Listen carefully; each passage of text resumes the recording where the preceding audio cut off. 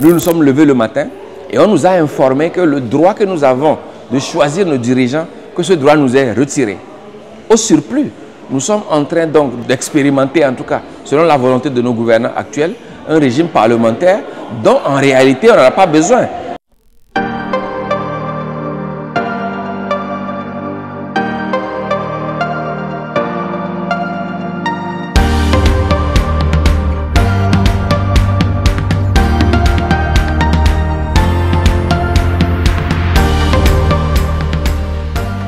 Bonjour Monsieur Kani Afalou André. Bonjour, bonjour. Alors, depuis hier, ici à Praia, vous prenez part aux premières assises africaines de la démocratie. Est-ce que vous pouvez nous parler de votre expérience en démocratie? Comment je vis la démocratie, comment j'ai vécu la démocratie? Oui.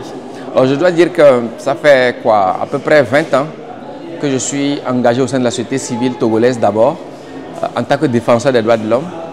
Et mon travail a essentiellement consisté, dans un premier temps, vous imaginez, à faire de l'éducation à la démocratie, l'éducation aux droits de l'homme. Parce que la démocratie, en fait, ne peut pas se vivre activement de façon efficace si les gens n'en connaissent pas les principes, si les gens ne connaissent pas les fondamentaux. Donc mon travail a consisté à former les jeunes, à former les différentes parties prenantes sur les principes de la démocratie, la séparation des pouvoirs, les droits et libertés, et comment est-ce que dans une démocratie, les dirigeants doivent faire de la redevabilité de l'action publique un principe important. Donc c'est autant d'actions que j'ai eu le privilège de mener dans mon pays d'abord, donc au niveau du Togo, et à un moment donné, constatant qu'en réalité nous sommes dans un environnement où, en Afrique de l'Ouest d'abord, en Afrique simplement de façon générale, ce qui se passe ailleurs a forcément une influence sur ce qui se passe à l'intérieur des pays. Donc mon action s'est étendue au niveau d'autres pays de l'Afrique de l'Ouest et de l'Afrique centrale, où spécifiquement en matière de protection des droits humains et de monitoring de l'effectivité des droits humains, dont j'ai contribué à former un certain nombre d'acteurs pour documenter les cas de violation des droits de l'homme, apporter des plaintes, apporter de l'assistance juridique et judiciaire aux potentielles victimes de ces droits, de sorte que nous avons aujourd'hui, parmi les choses dont je peux me réjouir, une communauté de défenseurs des droits humains, non seulement au Togo, mais en Afrique de façon générale, pour promouvoir les principes liés aux droits humains, promouvoir la nécessité en démocratie de faire en sorte que les droits et libertés soient garantis pour tout le monde, promouvoir enfin la nécessité pour les dirigeants d'être redevables vis-à-vis de l'action publique. Parce qu'en réalité, c'est l'un des principes de la démocratie. Au-delà de la séparation des pouvoirs, au-delà du vote que les citoyens utilisent effectivement comme arme pour désigner les dirigeants, la démocratie voudrait qu'une fois désignés, les responsables qui dirigent nos États donc rendent compte de la façon dont ils exercent l'action publique. Donc c'est autant d'activités que j'ai eu à faire à ce jour, que ce soit au Togo, en Afrique et dans d'autres pays, et je pense que je m'en réjouis. Je m'en réjouis d'autant plus que lorsqu'on voit un peu la situation en Afrique de l'Ouest particulièrement, nous sommes à un tournant de mon point de vue. Nous sommes à un tournant où on a l'impression qu'on a deux catégories d'États aujourd'hui. Il y a ceux qui malheureusement assument ouvertement le fait de dénier l'effectivité, la nécessité de respecter les principes démocratiques et ceux qui continuent quand même, vaille que vaille, malgré les imperfections qu'on peut constater, de croire que la démocratie jusqu'à aujourd'hui est le moins mauvais des systèmes, le système au sein duquel effectivement les citoyens peuvent le plus s'épanouir. Je suis de ceux qui pensent cela, et ma présence aujourd'hui à Praia ces derniers jours dans le cadre des assises de la démocratie s'inscrit dans ce cadre-là, s'inscrit dans le cadre de la nécessité pour nous d'affirmer le fait que à ce jour, le système politique qui peut le plus contribuer à l'épanouissement du citoyen, contribuer au développement de nos communautés, de nos pays, c'est bel et bien la démocratie. Et donc avec d'autres collègues activistes, universitaires, journalistes, nous sommes en réflexion depuis 2 jours. Et là où c'est très intéressant comme mécanisme de rencontre, c'est que je constate qu'ici, nous remettons en cause déjà l'existant. Nous nous demandons, sous l'égide de la Fondation de l'innovation pour la démocratie, nous nous demandons, est-ce que si jusqu'à aujourd'hui les choses n'ont pas réussi, quels sont les leviers sur lesquels effectivement on peut agir pour refonder, repenser les principes démocratiques. Comment faire en sorte qu'un certain nombre de groupes cibles qui n'étaient pas contactés jusqu'alors, les femmes, les enfants, les jeunes, puissent être pris en compte. Comment faire en sorte que dans les territoires, on puisse effectivement mieux promouvoir la démocratie. C'est autant de réflexions que nous sommes en train de faire depuis 2 jours ici à Praia, au Cap-Vert. Alors, depuis hier, que ce soit sur les panels, on parle de démocratie substantive. Est-ce que cela vous parle? Quel sens donnez-vous à ce concept-là? Alors, je dois dire que personnellement, pour moi qui ai travaillé sur les principes démocratiques depuis près de 20 ans, c'est au contact de la Fondation que la notion de démocratie substantive commence par m'être familière.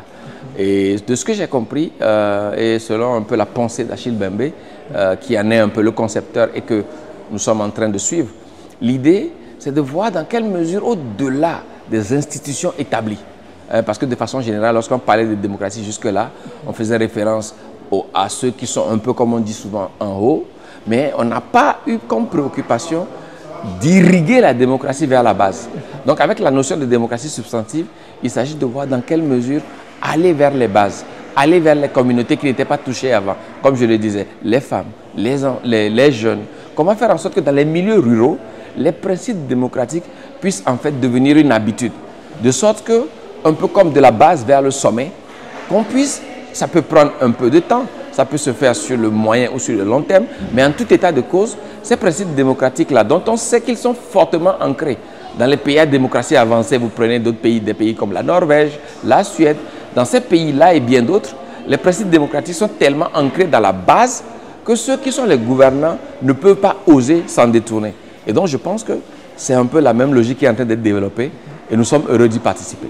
Alors, on sait que le Togo, votre pays, est passé à un autre régime présidentiel il y a quelques semaines avec bien entendu des péripéties tout autour. Quelle est votre lecture de cette situation? Est-ce que vous pensez que c'est le passage à cette autre république s'est fait de façon démocratique? Non, je pense qu'il faut appeler un chat un chat. Ce qui s'est passé dans mon pays, le Togo, est un renversement de l'ordre démocratique qui était établi jusque-là, dans la mesure où, que ce soit sur le fond que sur la forme, cela n'a pas obéi à la volonté des Togolais telle qu'ils l'avaient exprimée dans la constitution originelle de 1992. Pour caricaturer, je dis simplement que nous nous sommes levés le matin et on nous a informé que le droit que nous avons de choisir nos dirigeants, que ce droit nous est retiré. Au surplus, nous sommes en train donc d'expérimenter, en tout cas, selon la volonté de nos gouvernants actuels, un régime parlementaire dont en réalité on n'en a pas besoin. Puisque par le passé, le régime présidentiel ou semi-présidentiel que nous avions avait des imperfections peut-être. Mais ce n'est pas pour autant qu'on avait besoin d'aller dans un nouveau régime, soi-disant régime parlementaire. Au surplus, le processus même qui a conduit à adopter ce type de régime est un processus qui à aucun moment n'a tenu compte de la volonté des Togolais. Au passage, je rappelle que l'Assemblée nationale qui a voté cette nouvelle constitution, parce qu'il faut dire que c'est une nouvelle constitution, au départ, on nous a dit qu'on voulait modifier la constitution. Mais au final, nous nous sommes retrouvés avec des gens qui nous ont dotés d'une nouvelle constitution sans nous demander notre avis. L'Assemblée nationale qui a fait cet exercice est une Assemblée nationale qui était en fin de mandat. Donc ne serait-ce que pour, j'allais dire pour être correct, cette Assemblée ne pouvait pas s'arroger le droit non seulement de modifier la constitution, mais de nous en donner une nouvelle. Et dans l'histoire des peuples, dans l'histoire de l'Afrique, c'est l'une des premières fois qu'une constitution est adoptée dans ces conditions-là.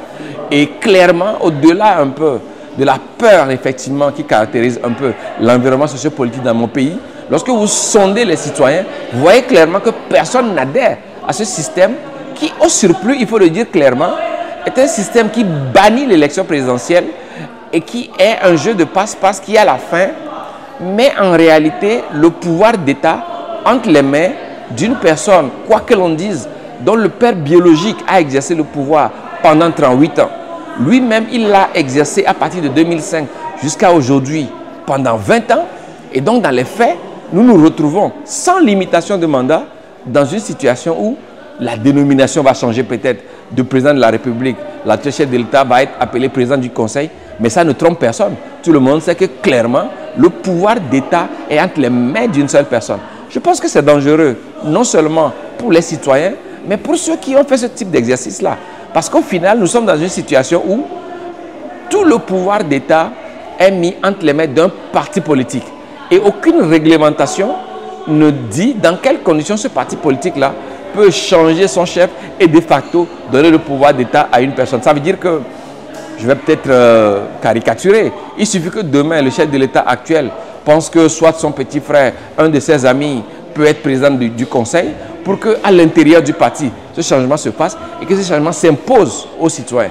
Je pense que c'est suffisamment grave, surtout que ça intervient dans un environnement global de restriction des libertés. C'est inquiétant encore une fois. Et quand on dit ça, on ne s'oppose à personne individuellement. On dit simplement que le système qui doit régir la vie de la nation pour que les citoyens soient tous ensemble heureux et que les dirigeants aient la légitimité, ce système-là n'est pas celui qui est en train d'être déployé au Togo. C'est déplorable que les intellectuels aient participé à cet exercice-là qui sur la forme peut être justifié, mais sur le fond instaure véritablement un régime où le pouvoir d'État ne va plus être transmis. Je rappelle, peut-être pour terminer, que lorsque vous sondez un peu en Afrique, les pays qui ont un régime parlementaire sont des pays qui ont une forte culture démocratique.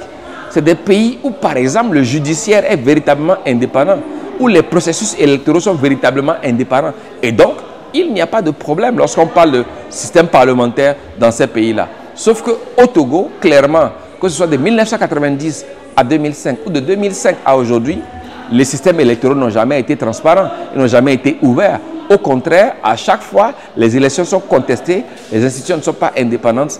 Et donc, je pense vraiment que c'est inquiétant la situation que le Togo a à ce jour. Et moi, j'espère, à titre personnel, que tôt ou tard, que nos dirigeants, j'allais dire, reviendront à la raison et vont mettre en place un système dans lequel tous les citoyens vont se retrouver. Parce que c'est ça qui est important.